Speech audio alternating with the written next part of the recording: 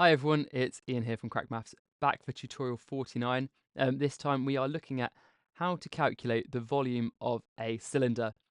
So again, this is a formula that you're going to need to know off by heart because they do not give it to you.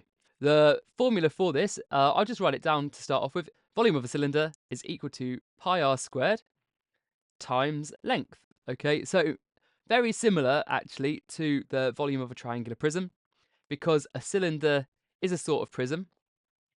You should hopefully recognise that the pi r squared part of this gives us the area of the circle, and then the times L bit just tells us to times the length. So I will quickly just do an example here just to show you. So let's start off with the circle.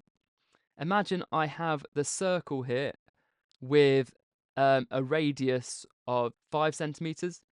So remember, if I want to find out the area of this circle, it's pi r squared. So that's going to be pi is equal to 3.14. So this is going to be 3.14 times r times r. R is the radius. So the area of this circle will be 3.14 times 5 times 5. So I'm going to do that on my calculator. Okay, so that equals 78.5 centimeters squared. If I now draw in a third dimension to this, so if I give this cylinder some depth, every centimetre back for this cylinder is going to make a new row of centimetre cubed. So the first layer back turns all of the squares in the face into cubes or part cubes. And then for every subsequent row, we're going to get another lot of the 78.5 cubes. So if we think about it, in that front row, those 78.5 square centimetres have now all been transformed into 78.5 cubes. And now every single unit we've got back, every single centimetre we've got back here, we have got a new row of those 78.5. So I've drawn this cylinder with 6 rows back. So that means we've got 6 rows of 78.5 cubes. Okay, so I'm going to have to do 78.5 times 6. Therefore, the volume of this cylinder would be 471 centimetres cubed. Now remember, I could have just put all of this into the formula.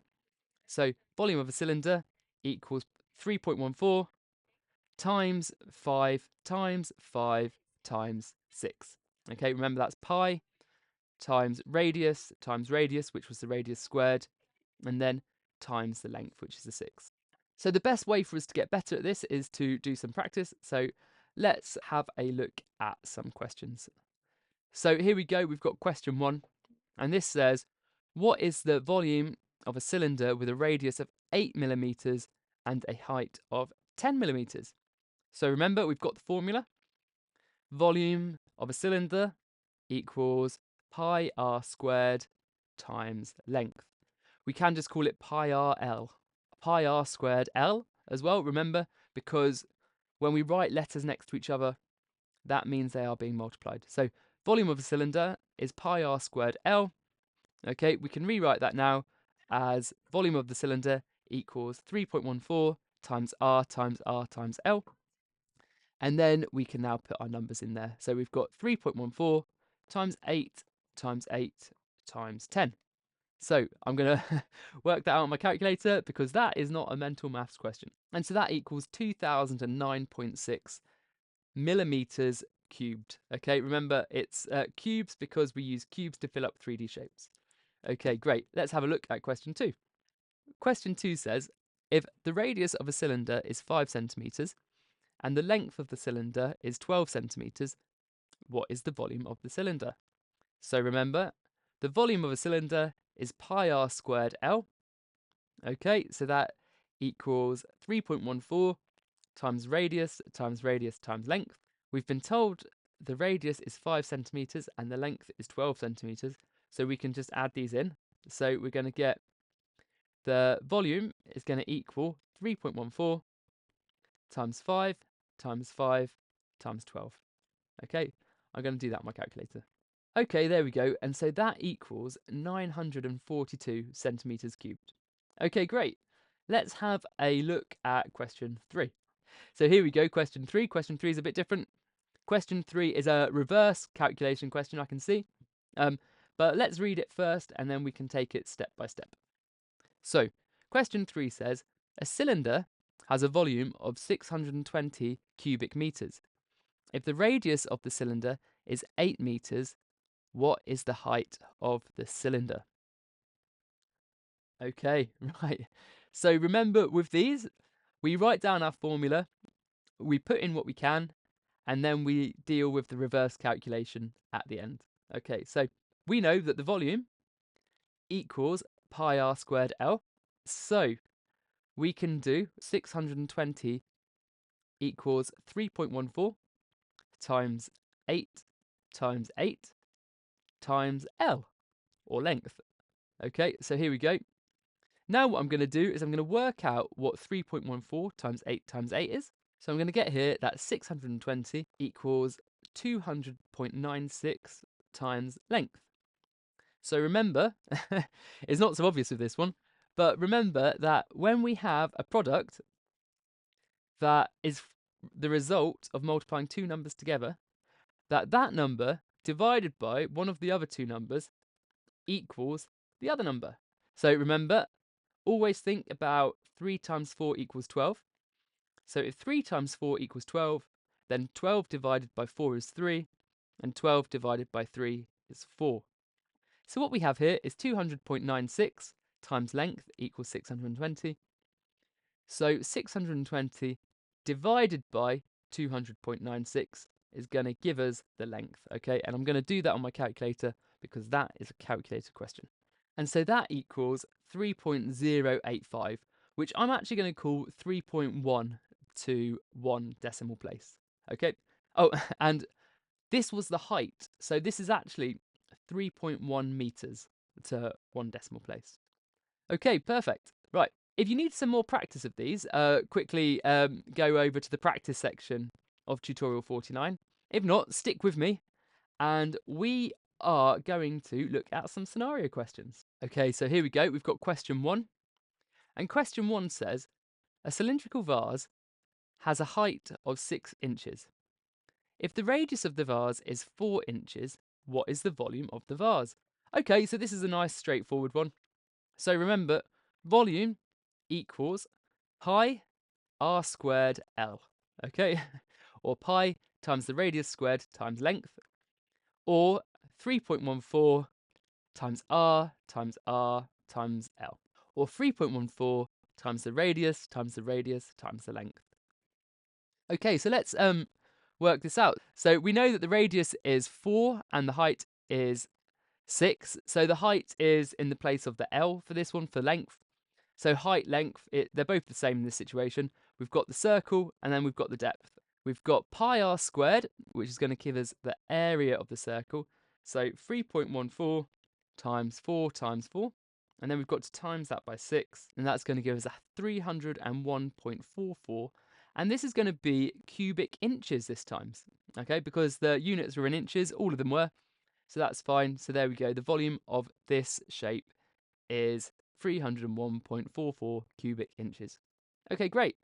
So question 2 says, you need to redistribute 700 ml of shampoo into smaller bottles. Each small bottle has a radius of 2 centimeters and a height of 10 centimeters. How many shampoo bottles can you fill with the shampoo? Right. Okay, so we've got two parts here. So first of all, we're going to have to find out the volume. Well, we know how much shampoo we've got. We've got 750 millilitres. Okay, but what we're going to need to do is we're going to need to find out the volume of these small bottles. So we've been given the measurements for the small bottles, so that's all going to be okay. And we're going to need to remember the fact that we're going to find out the volume in cubic centimetres, but cubic centimetres are actually exactly the same size as millilitres. So we can think about this 750 mil as 750 cubic centimetres. So I'm actually just going to write that there to start off with. 750 mil equals 750 cubic centimetres. Now let's get on with it and find out the volume of the bottle in cubic centimetres. So there we go. We know that volume is pi r squared times the length or the height. So we're going to have 3.14 times 2 times 2 times h. So I'm going to calculate that now. So 3.14 times 2 times 2 times 10, and that equals 125.6 cubic centimetres. So now what we need to do is we need to see how many of these bottles can we fill up with the 750ml. We've got options for that. We can kind of guess it if we want. So we could say, right, we know that 1 times 125.6 is 125.6. So we know that we could definitely have more than one bottle. I can see here that we could probably have more than 2. We could definitely have more than 3. I'm not sure about 4. Okay, so what I'm going to do is I'm going to see how much that would take if we had 4 bottles. So we can do, so 4 bottles would be 4 times 125.6. So 4 bottles takes us up to 502.4 millilitres. Okay, I think we might be able to get a 5th bottle there. So let's try 5 times 125.6. Yeah, 5 times 125.6 takes us up to 628 millilitres. Now, I don't think we're going to have enough shampoo to get an extra bottle in there. So, but let's just try it. Let's see what 6 lots of 125.6 would be. So 6 times 125.6, and that equals 753. No, so 6 bottles is too many, and 5 bottles, we're going to have some surplus, but I think what we can say is that they can only really fill up 5 of those bottles. If you had wanted to do this using a reverse calculation, you could have done it this way. You could have said number of bottles times 125.6 equals 750ml. Okay, and then what you'd do is you'd do 750ml divided by 125.6, and that would tell us that the number of bottles would have to be 5.97. And because that isn't yet 6 bottles, we would have to go with the lower bound, so the lower limit, which is the 5. And so we'd need to know that there is still only 5 bottles that are being filled up. Okay, right. If you need more questions like that, there's lots of questions over at tutorial 49 on crackmaths.co.uk. Otherwise, I will see you for tutorial 50. Okay, catch you soon. Bye.